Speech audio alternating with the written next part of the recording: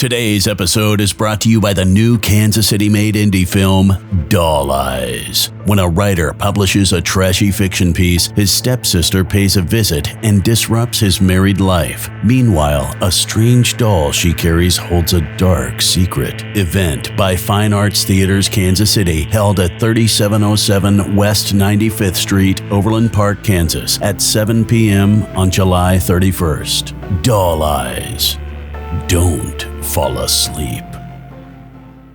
Today, Nivens sits down with author and intersex activist Chris M. Arnone. Nivens and Chris talk about their hilarious stage days together, the publishing of his new memoir, My Name Was Baby, being born ambiguous, meaning parents and doctors not knowing whether you're a girl or boy for a number of days, surgeries and health complications, also growing up being intersex and how it affects life in general. It's quite the educational episode and far too many topics and subtopics to list here. But every intersex story is different. And so glad, Chris, that you're sharing, quote, the most important work of my life. Congrats on your new book, and thank you so much, author Chris M. Arnone.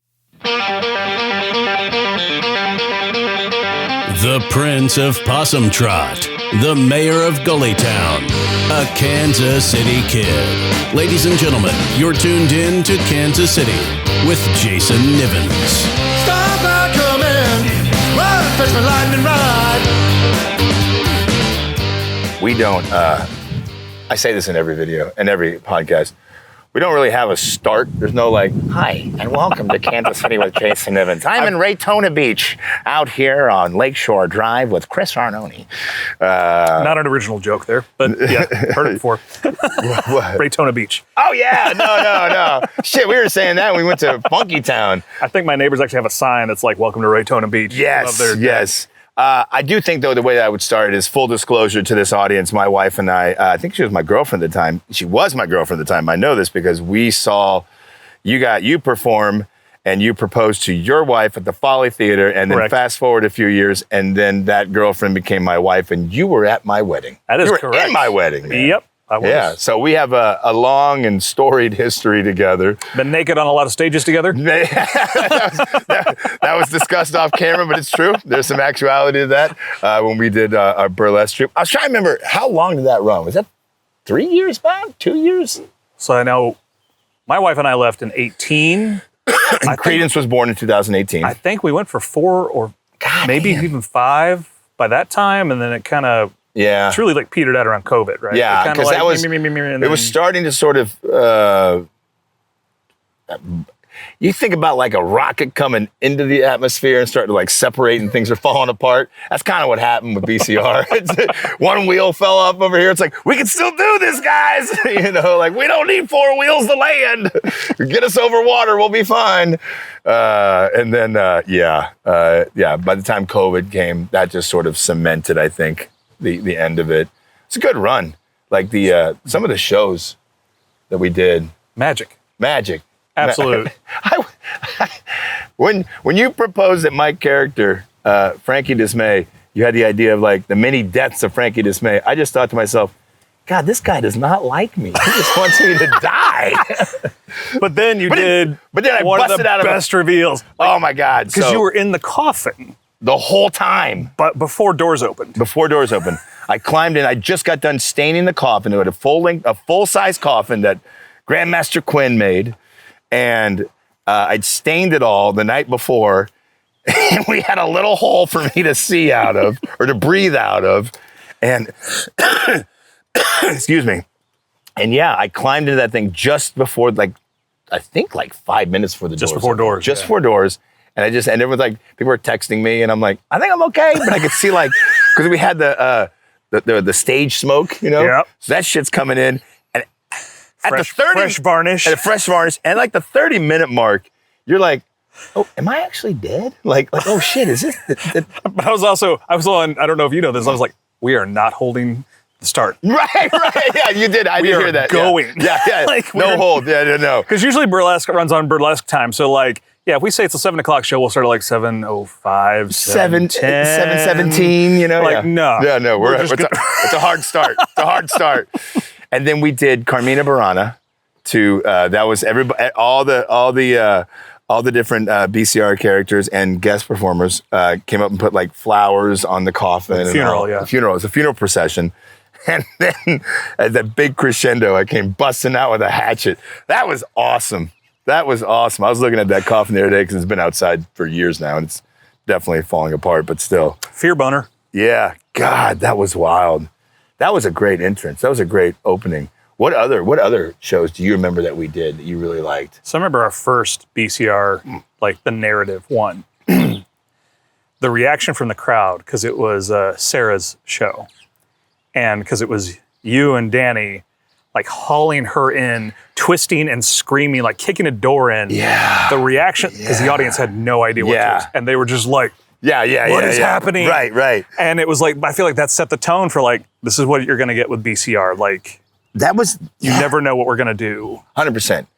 I think that was like what we wanted to be like. We wanted every single show to be buckle up. Like, yes, take some photos.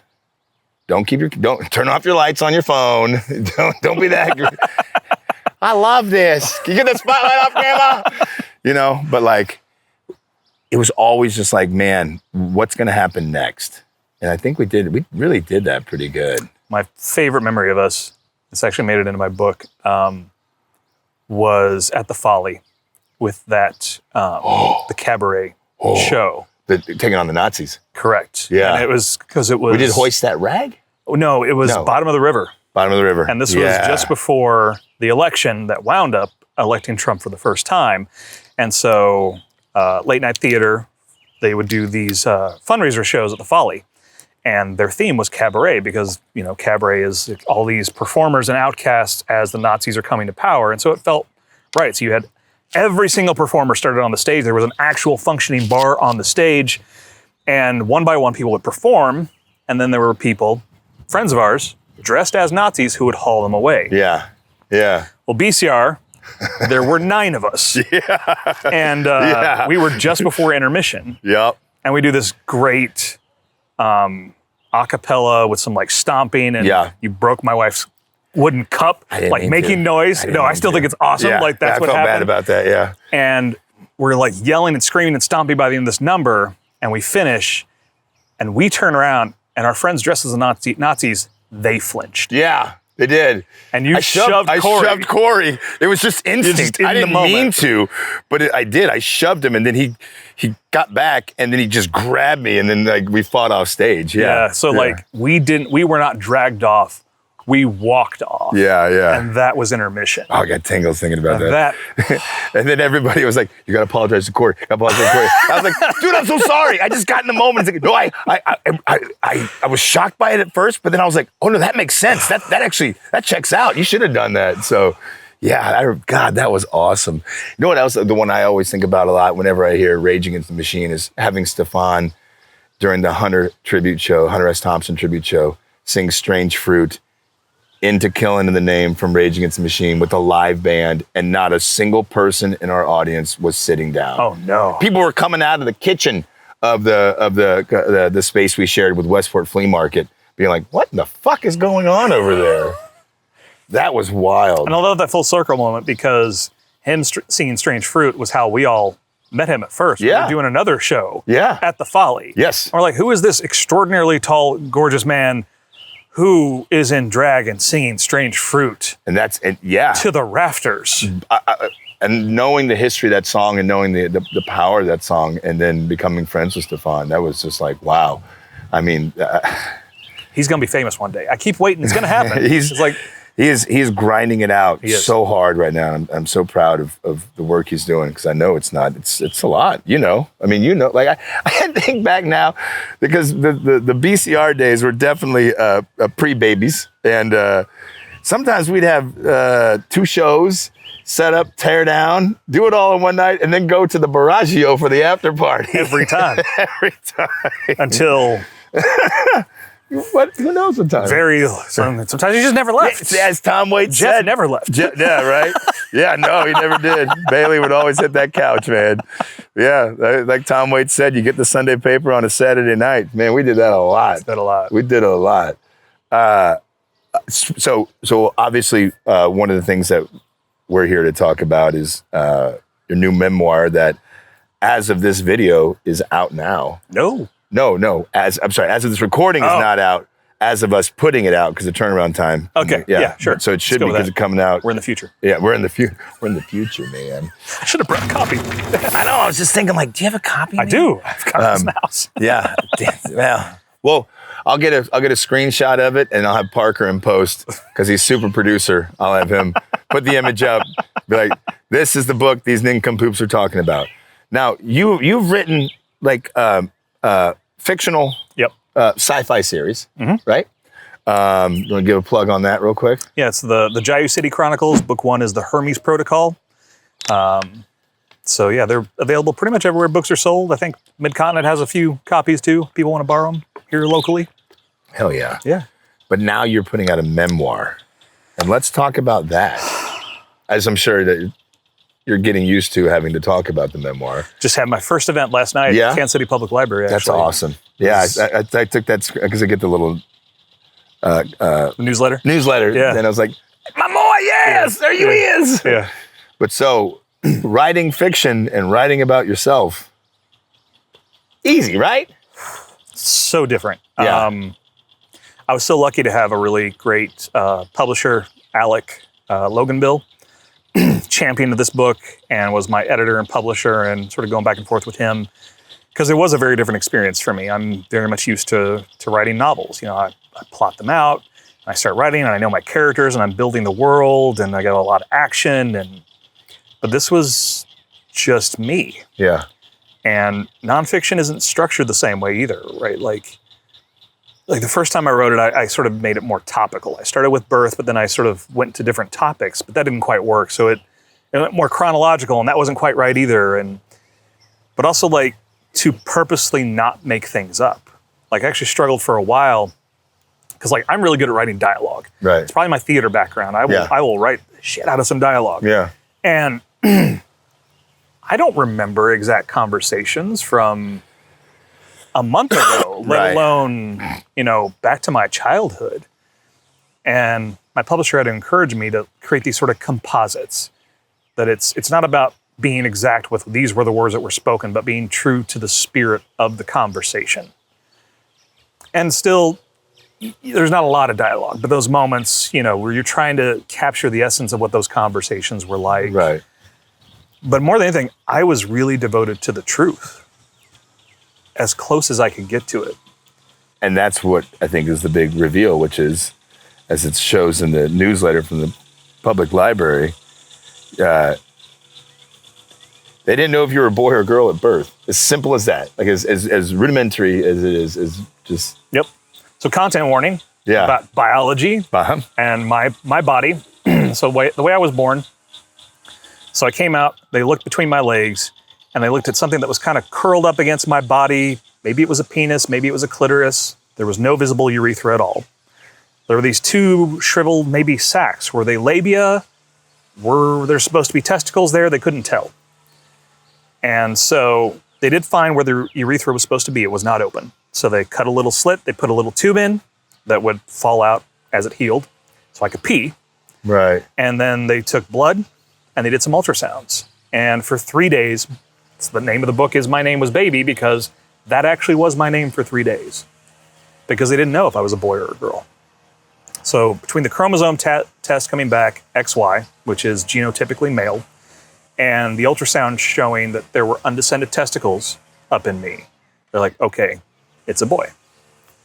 And then, I had to have 3 surgeries when I was 2, 2.5, and 3. This was... you don't remember any of that. I don't remember any of this. Yeah, So it was bringing down the testicles. That chapter is actually called Buttons, because they use buttons on the bottom of the scrota to hold the testicles in place while they heal. Oh, wow. So were these little... I can't see them. There's like a photo of me post-op, but you can't see anything. It's very blurry. Yeah. It's 1982. Yeah. Yeah. What year were you born? 80. 80. Okay, so 82, 83. I was 2 when the first... okay. I have the exact dates. Okay, so it's... Okay. Yeah, okay. But so my mom said there were these little clear buttons. Oh my gosh. They were on the bottom of my scrotum, like holding them down. Second surgery was to build a urethra. And they actually did that using skin grafts from my bladder. because bladders don't grow hair. Okay. Everywhere else externally grows hair. Right. And I've actually read stories online about some men who did not benefit from this. And so the bottom of their penis grows hair, which not the most comfortable or enticing thing for a potential partner. Yeah. So I was lucky in that regard. And the third surgery was to help sort of straighten out the penis a little bit as best they could. And yeah, does it look normal down there? No, it's different. Mostly works. I'm not impotent. It's another, I was lucky as a big theme in my book. Compared to a lot of other intersex children, my outcomes have been pretty good. I've had a lot of issues in life. I've had kidney infections that ran from kidney to testicle, which those aren't supposed to connect like that, but they did for me. Right. I've dealt with testicular torsion. Testicular torsion? It's when the testicle twists up inside. That is the correct response. And that's pretty much what it feels like. It's horrible. Oh, shit. It's like, okay. Yep, they can do that. If they do it too many times, they'll go in with surgery and like basically staple them in place, which I never got. It only happened to me twice. Okay. I feel like if it happens a third time. Oh, man. Didn't happen a third time. Okay. And then I had a health scare at the end of 2024 and wound up having both testicles removed. And so I'm now on testosterone and will be for the rest of my life. But it's better than, like, they've literally been nothing but a problem for me since I was born. The testicles. And I was actually told when I was younger that I had a higher chance of them turning cancerous. And when I... Because of all of this stuff. Because it's not like one thing. It's just a succession of things. Yeah. Okay. And wound up finding out that percentage was actually 30%. Take them. Take them. Take them. Take them. So yeah, I'd much rather give myself an injection twice a week for the rest of my life than deal with that 30% looming. Yeah, for sure. So, and all the other issues that came with them. Did you get hot flashes, or do you get hot flashes? I did. I was going to say. Oh my God. I felt like I saw something somewhere that you had hot flashes. Like, I have to remember this. I want to talk to him about this. Like, that's not something that is, quote unquote, normal for guys. Right. For dudes. So when they took the testicles, they wanted me to heal before we had the conversation about testosterone, which meant that when you don't have testicles, your T just keeps dropping and dropping and dropping. And suddenly, I run warm anyway. I was getting to 20 to 30 a day at high intensity. And my wife, who is perimenopausal, was like, oh, this is much worse than I'm dealing with. It was awful. I couldn't sleep, really, because like I'd go to bed and then suddenly I'm hot and I'm throwing off covers and I'm sweating. And I'll start to fall back asleep. And now I'm shivering because I'm covered in sweat and my body temperature is going back to normal. Right. And so like every night, and this was like for a month I was having these, and it still took, like once you start on testosterone, it takes a couple weeks to sort of build up in your system enough. So it was this slow drop off, but it was also the other like frog in the pot things. Yeah. Because there are things like muscle loss, fatigue, brain fog, low libido, no libido. By the way, it's like, my total testosterone got down to 5. Normal range is 400 to 500. Wow. I was down to 5 when they finally started me. So yeah, and like those are things, because it slowly drops, you don't realize till you start to come out of it, like, I was real tired for a while. And, like, boy, I'm amazed I did anything productive at work for like a while there. So it was quite an adventure. But it was, because the one testicle, and not the one that had been the problem child for me, I noticed was suddenly just really big. It didn't hurt, so it wasn't like the swelling I was used to with an infection. It was just like really big, weirdly big. And like, they weren't sure what it was. They did an ultrasound, which, the guy's like, I travel around the country doing these. We'll be in and out in 10 minutes. I'm like, sure. That's how this body works. Right. An hour and a half later, he finally was done. And then they're like, well, those were inconclusive. Yeah, of course they were. Right. So they did a CT scan. That was inconclusive. And he's like, well, we need to get in there and probably take it. I was like, just take them both. Right. And then once he had actually taken everything out, he was like, it was not cancer. I was like, okay. But it was one of those, it was just hanging over me for a while. And I didn't tell anybody because I didn't want to put that fear on anyone else, especially if it was unfounded, which it was. Right. But yeah, that was like right after I'd lost my last living grandparents that year. That whole end of 2024 was rough. So let's go back to like, I mean, God, I think about like being a young man, a young boy, a young teenager, what's life like for you there? It's funny. There's a gap between when I had the surgeries, which I don't remember because they happened when I was too young, right? And puberty happened where, honestly, my childhood's pretty normal during that gap. Like I have a vague awareness that I'm a little different here because my parents never had any shame or secrets about my body. Sure. We always refer to it as birth defects. This was not a political thing. It was simply a matter of, there's a couple of dragonflies having a very good time right now. Yeah, they are. It's my decision to be by the lake. Not regretting it. But, so I know I was, but it was nothing until I remember 5th grade, a sex ed class. Oh, yeah. And that was like, oh, that doesn't quite match up with what I'm working with exactly. Right. That was like the first time. And then I feel like when that happens, like you start to get kids making like penis jokes a lot. Yeah, yeah. And, I mean, men literally, well, maybe not literally like get them out, but the dick measuring stuff, right? We somehow judge a man's worth by the size of his penis. And like those jokes hit different when you know that you're different. Right. The whole time. Yeah. Just the terror of like locker rooms in like junior high when hormones are raging. And like those are really like rough times for me. I definitely, part of why I wrote this book is like it's growing up in this body under Midwestern toxic masculinity. Yeah. So I definitely had like the stepdad and uncles that like worked on cars in the garage, and there were like calendars of naked women on hot rods. And it was absolutely that culture. Yeah, for sure. And, you gotta be a man. Yeah, suck it up. I remember one point they had me shoot. Don't be a pussy. I was 10, maybe 12, and they had me shoot a 12-gauge shotgun because they knew it would knock me on my ass. Yeah. Now, they made me put it on my shoulder so it didn't break anything, but it's because they wanted to watch me get knocked on my ass by a 12-gauge shot. Like, yeah. Who does that? Right? Right. Pretty much every man did that, at least at that time. I hope it's less now. Right, yeah. I'm sure there are some men that still do that. Sure, yeah. But yeah, it was tough. And it's weird too, because in reflection, it's part of digging into this and like talking to my mom, trying to reconnect with my dad and talk to him. Like I was a really quiet child. I wasn't very inquisitive, always really smart, but I wouldn't ask questions. It was almost like I was embarrassed to not know things, but then I wasn't asking the questions or like talking about how I felt about things. Right. So I would just like go along with the jokes and pretend like I knew what everybody was talking about. And just kept it all inside. Because you're so perplexed about who you are physically, I guess, because we put so much emphasis on boys and pink for girls and blue for boys. And kids are cruel. Yeah. Like you don't want to give them more ammunition. Right. Any means. Yeah. Yeah. Because they'll just tear it apart. And I was already like, I was not athletic. I was the nerdy kid. Like if it was something involving a ball, I was bad at it.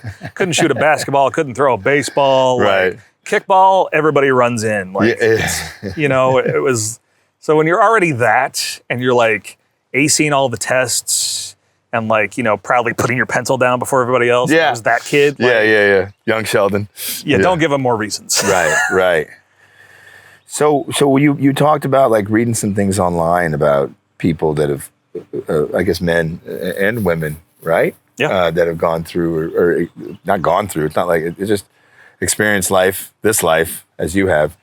What's the online community like? Is there a large group of people that share stories? Is there a Reddit page? I mean, I'm so ignorant to it because we hear just so much about like, especially in today's climate, like men over here, women over here, that's it. And it's like, but it's not really that cut and dry. It's really not. I guess I should probably like go back and define intersex. Really, Yeah. That's going to be important for people. That's one of the big reasons I wrote this. Like, I didn't actually read the word intersex till I was 37. Okay. And I don't know why I was looking something up, but I was looking up hypospadias, and that's like the main variation I have that I was born with. And it was like, it's an intersex variation. I was like, what is intersex? I'm intersex. So people don't know. So intersex is an umbrella term for a variety of biological variations that people are born with, whether they're physical what like, in other words, phenological, meaning like visible, like mine was, like you could look at the outside of the body, or if they're like dealing with their genotype, meaning their chromosomes or their genetics. Okay. That it's more inside, and it's the body chemistry that gives us certain features to our bodies that don't neatly align with strictly male or strictly female. There are like 11 major variations, but the counts are really wild because within those variations, there are some further variations. So some counts put it at more like 40 different variations. Wow. And there's also within each of those, it can be really a spectrum. Like hypospadias itself, there can be very, very minor. So what hypospadias literally means, it's the opening of the urethra occurs behind the head of the penis. Some people, it's very minor. It's just a little bit behind. I was actually talking to a friend of ours who is gay and has slept with men who have a little bit of hypospadias. He's like, yeah, I've seen it come out just a little bit back. And that's where their pee comes out too. And those men would very likely not call themselves intersex. Right. Right? And that's okay. Right. But for me, based on the severity of it and the other things that were happening with my body, it was very ambiguous the way that I was born. And so, yeah, that's what we're talking about. I think one of the examples I always like to talk about is complete androgen insensitivity syndrome.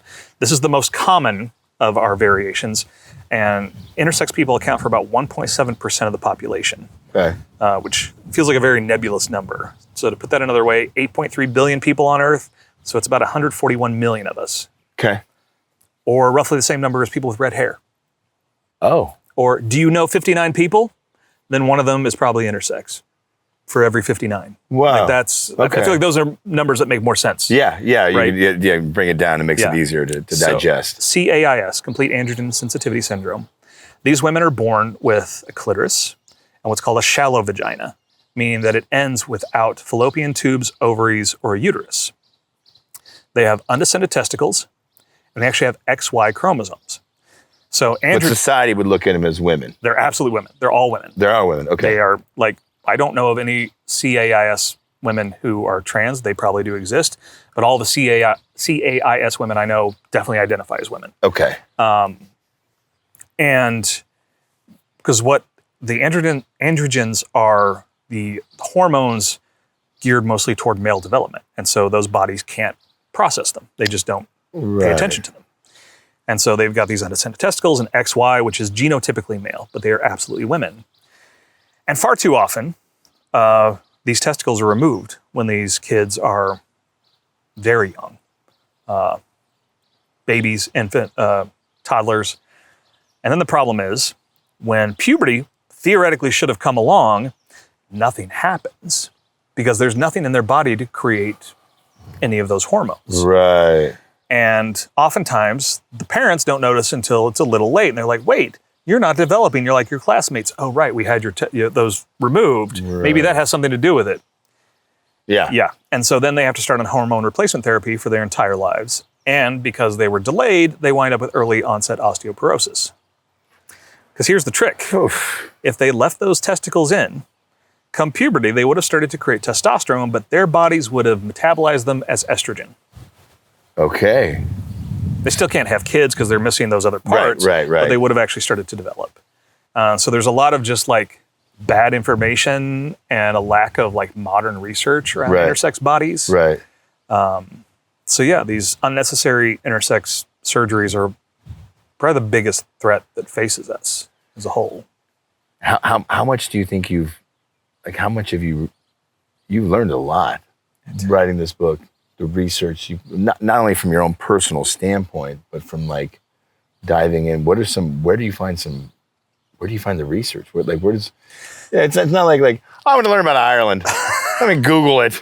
You know. Well, I did read like every intersex memoir I could get my hands on, which is not a lot. Yeah. It's like 6 or 7 total. 6, 7.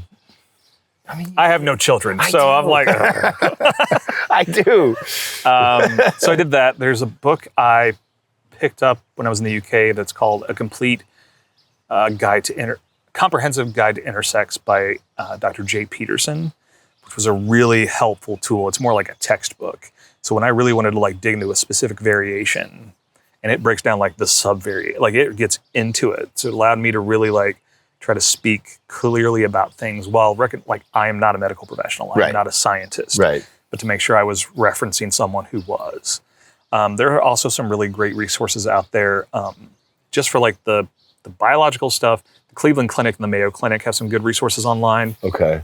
And then there are some, like Interact is a great group that's out there. They're aimed mostly at helping intersex youth. But there are some others out there, the Intersex Justice Project. There are some really great ones out there. And social media was a little bit helpful. I started to find some other intersex people out there, wound up befriending some of the people whose memoirs I read, because then they read my memoir and they provided blurbs, and like we've connected on social media and we've talked. You talk about the youth. What kind of self-harm do we see with the youth? Is it pretty prevalent? Because you know all about like the gay and lesbian communities and the self-harm that happens. Yeah, the Trevor Project did some research around that. I don't have the numbers on me, but yeah, there are very high rates of depression, anxiety, and suicide with intersex youth. And a lot of it comes from, it's a mixture of societal pressures. It's dealing with societal pressures, right? The need to fit in, the need to feel normal, especially when you're young. Yeah. That's why that's what YA books are about, right? It's like kind of finding your way in and finding your way to fit in, but also be yourself and like finding your place. And that's really hard when there's something really, really different about you. Right. It's also, there is a shame cycle around intersex people. So many of them. Like almost every one of these memoirs I read, the parents had some sort of shame around the body. Either they didn't tell the child they were different, so the child like eventually gets old enough to go, wait, hold on, this is right. Or they talk about it in the house with, don't tell anybody. Don't tell anybody. Sure. It's literally your biology. Right. You have no control over this. Yeah. There is nothing to be embarrassed about. Right. It's just biology. Right. But that shame implants itself. It grows. Yeah. And you carry that because someone taught you that. And then, the repercussions from these unnecessary surgeries, because there are definitely a lot of reported cases where the child is born ambiguous, like I was. And the doctors make a decision. They go, well, I don't know if it's a micropenis or a macroclitoris, but it's easier surgically to make that into a girl. So they cut and they make those changes. And puberty comes along and they guessed wrong. Oh, wow. And now this child is impotent. And it's horrible. Yeah. And there are a lot of support groups for kind of like survivors of these surgeries. David Reimer, if you want to look that one up, that's the most sort of famous, infamous, and tragic case around something like that. Okay. And it comes back to this Dr. John Money back from the 60s. And it's unfortunately his teachings that are still driving a lot of what these doctors are doing. And to be clear, I really believe the vast majority of these doctors, they're operating under the Hippocratic Oath. They're really trying to do the best they can. They're just doing it with bad information. Right. And without a good understanding of what are the outcomes really. Like, don't try to make us normal. Right. Just try to make sure we're healthy. Right. And let us determine what's best for us later. Well, do you think that from 1980 to today, it's gotten better? Is it getting better? More understanding? Barely. Like I said, I was 37 when I first read this word. Right. And I am this. Right. When I had to find a new urologist in 2024, and I told him I was intersex, he's like, I have to read up about that. Wow. He's like, I know that term, but I need to do some more reading about that. And he's a urologist. Like, this is what he does. Right. I did try to reach out to some pediatric urologists around Kansas City and was universally ghosted by them when I was trying to research for the book. Huh. So take that for a while. I don't know why. Because what, they don't want to be caught in a moment where they're... I don't want to read into... Yeah, I guess you can. Right. Yeah, right. Like, maybe I needed to credential myself a little better. Maybe they were just like, here's some rando trying to write a book and, there's certainly a long track record of intersex activists butting heads with urologists. Okay. But I just didn't hear back from any. So I make no claim about exactly why that happened. What made you want to write the book? So 2023, wife and I went on a beach vacation, which means I alternate between going in the ocean and reading. And a book had just come out called Inverse Cowgirl by Alicia Roth Weigel. And it was her, she has CAIS. It was her memoir. And I'm reading this, and for the first time, I'm like, is my life interesting enough for a book? Like, because we all have a life, right? But you think it's my life. It's not that, like, it's just, it's what it is. Yeah. But I was seeing some parallels, but also some big differences. And one of the things I started to really notice as I started to look for more intersex stories was the vast majority of them were either non-binary or very femme. And to be clear, those stories are all very, very important. Yeah. But what I wasn't really seeing was a masculine intersex story. A dude story. A dude story. And that growing up around that sort of masculinity and those pressures to be a man when your body is different. But it was 2023 and I was writing other novels and it just sort of tumbled to the back of my head. And then January 2025 came along. Trump took office again. Yeah. Executive Order 14168. I don't expect anybody else to have that number memorized the way I do. And this is the one where he's trying to very clearly define two sexes and that they're the same thing as gender. And it's part of their whole attack on transgender people, right? Yeah. Which is this whole culture war thing. Fascism always has to pick a villain. Yeah. So that's the villain of the week for fascism this time around. And it sucks, and it's absolutely terrible for them. And then buried down in the bowels of that executive order, they're trying to just flat out erase intersex people. Because if biology and sex is more than a simple two check boxes, how can they claim what they're trying to claim against transgender people? Right. And so I started to realize, like, I can't stay silent about this anymore. I've got to come off the sidelines. I've got to do this. And this whole thing was kismet. Like, I reached out to my agent. I was like, I think I want to do this. And she's like, cool. I think there's absolutely a market for it. Go write it. Yeah. And start building your online presence. Yeah. A lot of nonfiction, you just have the credentials and an idea, and you go from there. But with a memoir, it's like, no, you have it written, which I'm used to. That's what you have to do with novels. Right. 2 weeks later, she gets an email from this new imprint coming out of the University Press of Kansas, which has been around for like 80 years. Yeah. Yeah. It's called Plain Spoken Books. So the University Press has been all about academic books for 80 years, and they're starting a new trade nonfiction. So we're talking like memoirs, biographies, like historical but not textbook, cookbooks, that sort of thing. And they're looking for Midwestern stories with a national appeal. And it was just like, hi. Ding. Like within a week, we were having coffee with Alec, who's like, he's the acquiring editor for Plain Spoken. Yeah. And like a week or so later, we're under contract, off and running. And I haven't even written the book. But you got it. You got it all upstairs. Writing to a deadline. And Alec was such an incredible partner, like giving me developmental feedback as I was going along. It's like, I don't think this is working. I'd send it to him and he'd come back with some great feedback. And he made that book so much better. And, you know, as we were talking at first, they were like, okay, we want to get this book out. Like, and we're thinking based on publishing takes a long time. Let's be very clear. Yeah. They're like, well, because we're talking in like February, March of 2025. And they're thinking probably like spring of 27. And I said, we have to get this out before the midterms. Yeah. Yeah. And they agreed. Okay. And they put it out instead in Pride Month, 2026. Yeah. Yeah. Yeah. Yeah, and Plain Spoken, the whole team has just been such an absolute joy to work with. They've all been such champions of this work. It's the most important work of my life. Yeah. Yeah. And to have that team backing me up like that. Yeah.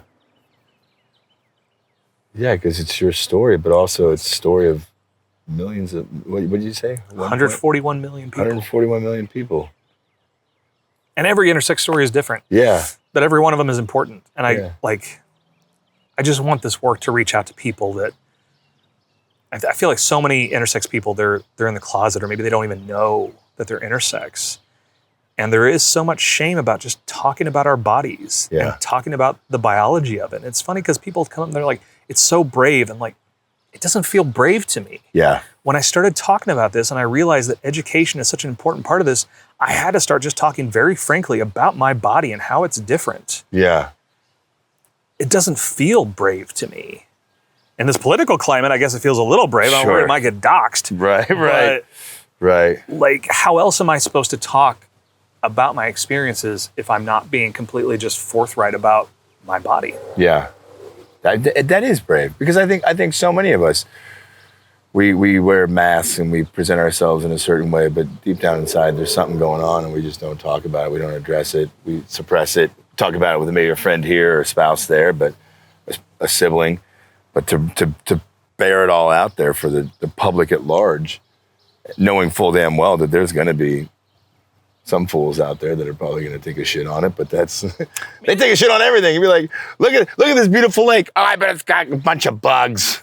Like, well, it does, but it's a lake. It's a lake. Fuck, that's what lakes do, you know. But it is kind of weird to be like, yeah, there literally might be someone right now reading about my early sexual experiences. I'm like, I'm going to meet people who have read the book. I got nothing else to tell you. Yeah, like, right. Yeah, it was all there. Please tell me something embarrassing about yourself. Let's talk about you right now, Todd. Why is the floor all wet, Margot? No, man, I'm excited for I'm curious and excited to see where it goes for you. Because, like, get you on some speaking engagements, get you on the View. The girls will love you. They'll fucking eat you up, you know. Yeah, I mean, what a wild, like, because I remember, like, being your pal and being involved with the BCR troupe, and we didn't find out till later on what was going on. It was like, he's not just a moody bitch. No, I'm just kidding. Come on, that was bad joke. Bad joke. But I mean, I'm proud of you, man. It's not a, you know, to bare your soul for the world to see. It's not an easy thing to do, and you done it. I have. You have. That you can't put that toothpaste back in the tube. It's out now. Oh man, it's shipped. It's shipped. Yeah. There are people who have already read it. Yeah. My mom has already told me one thing I got wrong. It was like this tiniest detail. For those that read it, I tell a story about, like, we were in... You were Batman. You were not Robin. Okay, Chris? We were in Texas when Hurricane Alicia hit, and I got the city wrong. The rest of the story was spot on. I was just the wrong house. It was, but that was it. Like, everything else, like... How'd your mom handle it? She has been texting me frequently, as she's been going through it. She's very proud. I'm trying to figure out how much I want to say that's, like, more her story than mine. Yeah. There are some traumatic parts of my life, particularly my former stepfather, that were traumatic for her too, and in a lot of ways she actually blocked out a lot of the memories. I've been discovering that. It's actually the first kidney infection I had, because I remember this, I was talking to her about it, because I was trying to ask her just a clarifying question of, like, did we call an ambulance, or did you all just take me? She's like, and, like, she started to tell, and I was like, no, that's not what happened at all. Because I remember this, because it was, like, worst pain of my life at that point, when one of your testicles swells up to the size of a grapefruit and you're 15. Yeah. It hurts.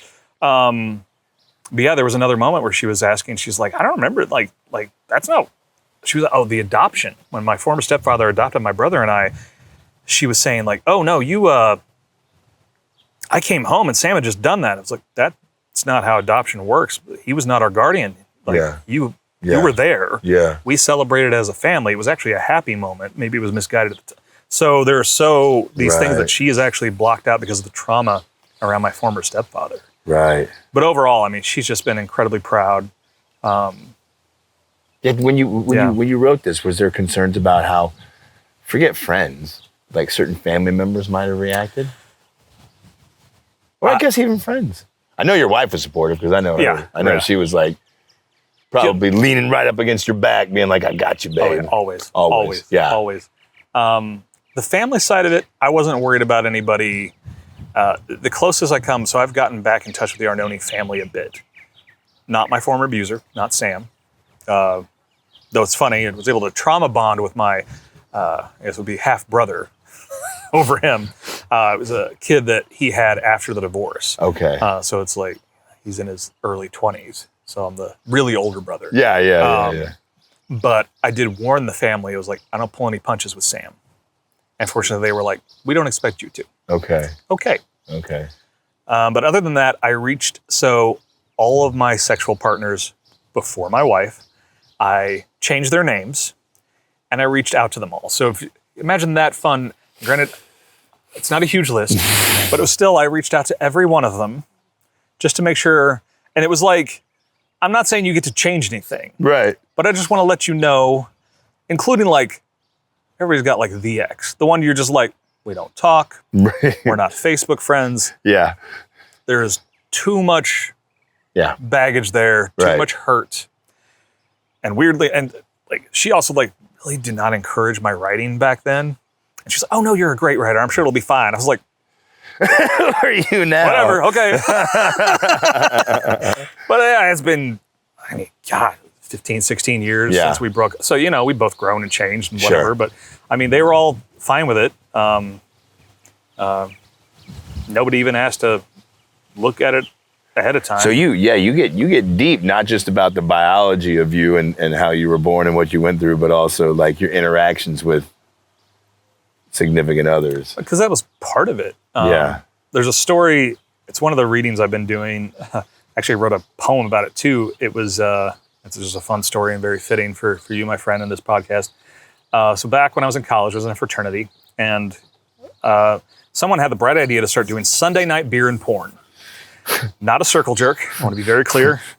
Anyone who knows me would know I would never, but it was just like we would rent porn because back then there was basically no internet. Right. So we would go to the store and rent it on VHS. I was going to say, you go to the mom and pop shop because I don't think Blockbuster ever carried that stuff. No. You'd find like the... I was in Kirksville, Missouri. They didn't even have a Blockbuster. Yeah. They had like some cheap little family video, and then there was the adult toy and video the store. secret door, And it was the adult toy and video store, not far from campus. And it was always like clown porn or granny porn or something like that, right?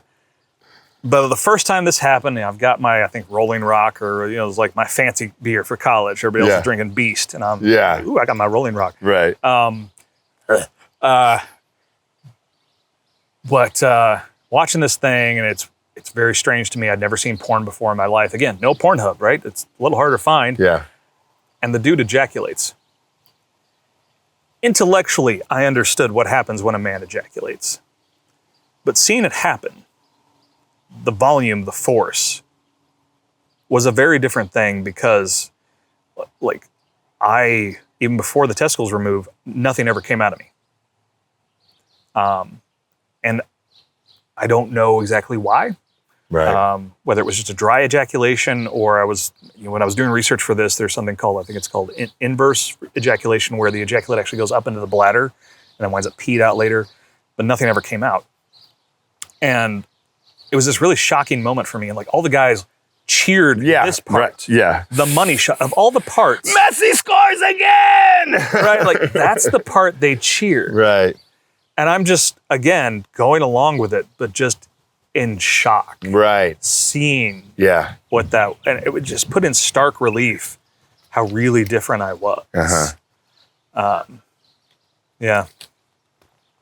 Wow, that is a wild ride, man. Sunday night beer and porn. Sunday night. So we're going to bring that back? You know, the Strand Theater is the oldest continuously running movie theater in Kansas City. 2 theaters. Show adult films. I've heard the Folly used to do such things. They used to pass out newspapers for the burlesque shows so the men could cover their laps. Don't want to clean that theater out. No. Oh, Lord. Yeah. Woo. The amount of ghosts between those two buildings. Parker go, Yeah. Wish we had a camera on Parker right now because he's just like, oh Lord Almighty, Jesus Christ.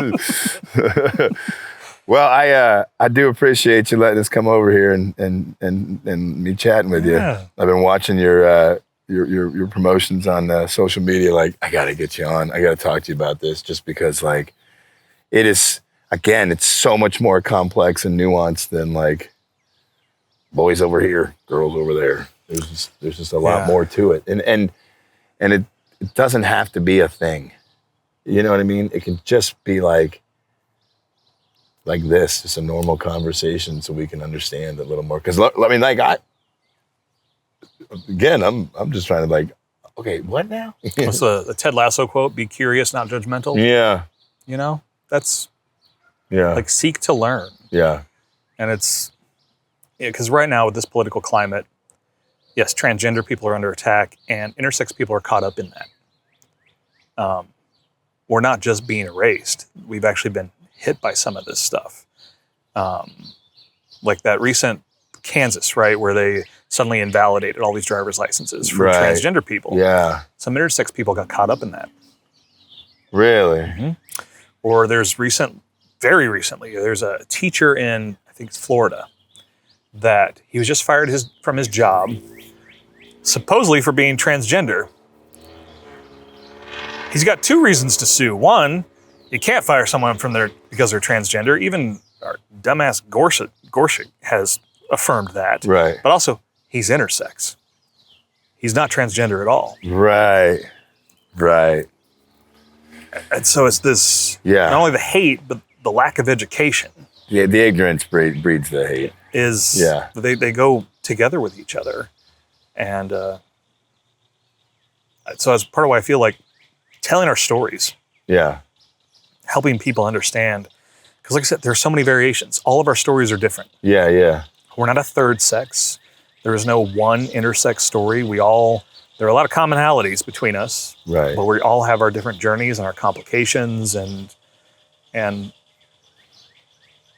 it's part of what makes humanity beautiful is that we're all different. Yeah. I mean, I didn't expect to get swept up in the World Cup fever of all these different countries having a blast with each other and just hope coring, as they call it, like through the TikToks. And then like, there's guys from Mexico, there's South Korea, they're throwing each other up in the air. Just like, what in the hell? Like the Europeans going to Taco Bell, like, what? Like, that's not, can you? Yeah, no, that's not something to be go to the boulevard. Like, we got some real Mexican food. Like, don't. But just to see, man, like that, who was the 40-year-old goalie that shut out Spain? Right? Did you hear about this? Like they knew that they weren't going to beat Spain. Whoever this country was, and it's escaping me, and I know I'll look it up after this. But this 40-year-old goalie shut out Spain, right?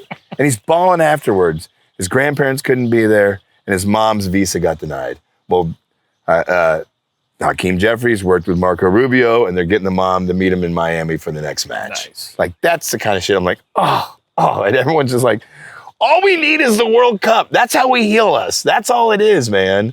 And so, like, yeah, there's a lot of great people out there, and to get their stories and to really hear from them their stories and not just pass a judgment. But like you said, our world is so much bigger too. Yeah. Like, I feel like I've seen so little of it. I've been out of the country, and I just want to see more of it. Yeah.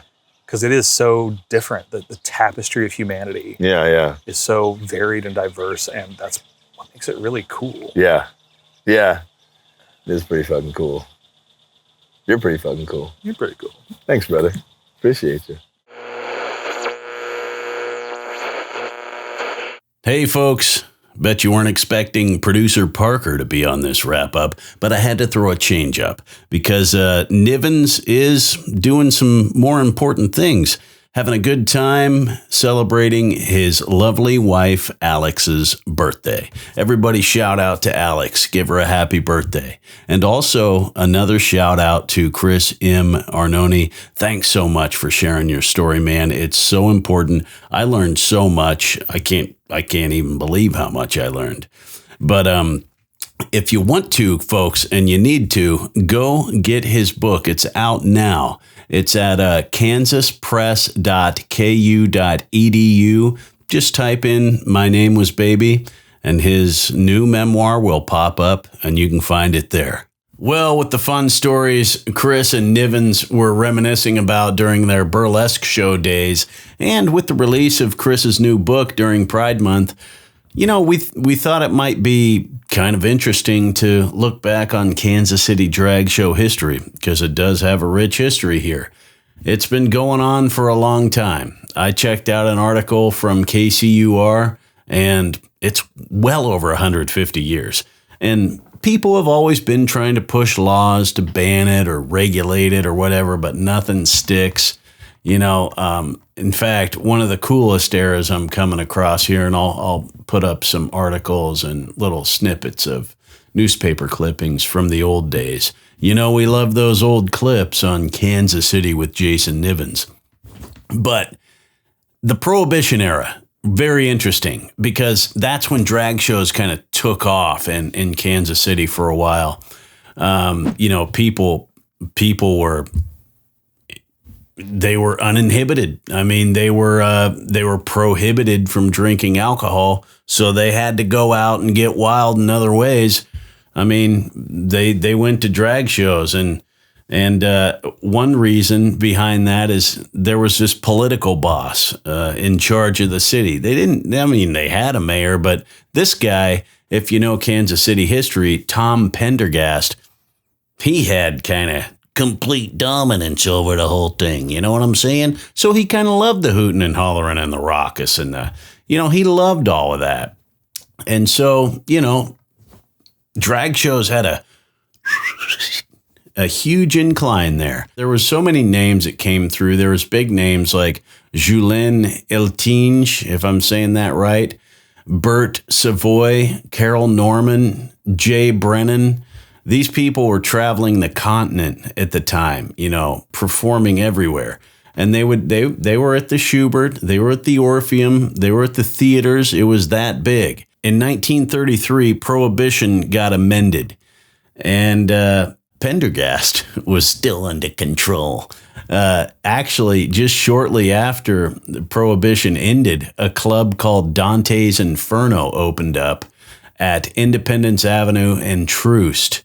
And there were some other clubs too, maybe in the 18th and Vine district, whatnot. But then, 1939, Pendergast arrested for tax evasion. Of course. That's how they used to have to get him back then. They couldn't get him for everything else. They always had to get him for tax evasion.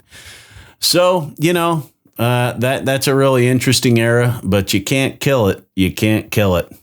It's always going to be there. Drag shows are always going to be there.